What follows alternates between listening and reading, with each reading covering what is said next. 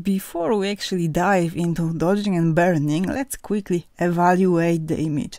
The point here is to really stress out that you shouldn't be making these adjustments mindlessly.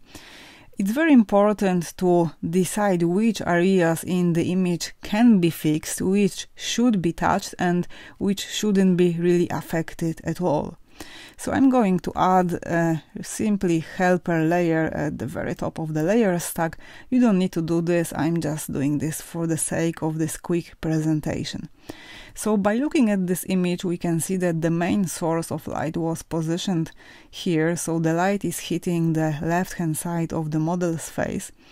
On the other side I have positioned a reflector, so that way I have made the right hand side of her face a little bit brighter. I have reflected a bit of this light.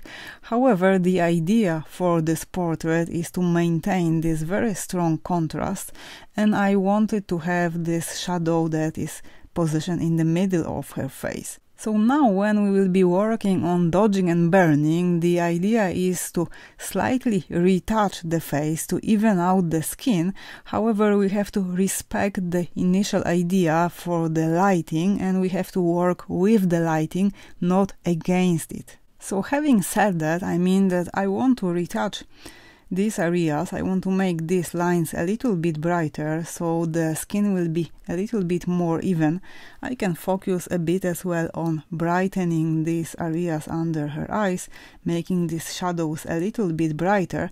However, I'm not going to be touching this shadow at all on her forehead, because it is creating simply by the lighting. The same goes for this shadow on her nose and on this shadow the middle of her chin. I want to stress out that you should never perform any adjustments in Photoshop without really understanding why are you doing them. Never work mindlessly.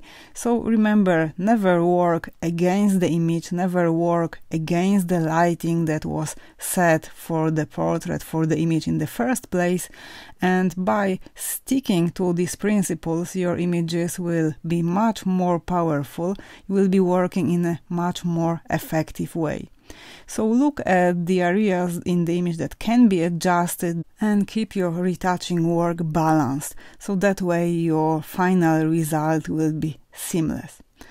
Okay, so after this quick evaluation, I can just get rid of this helper layer and we can actually jump into dodging and burning.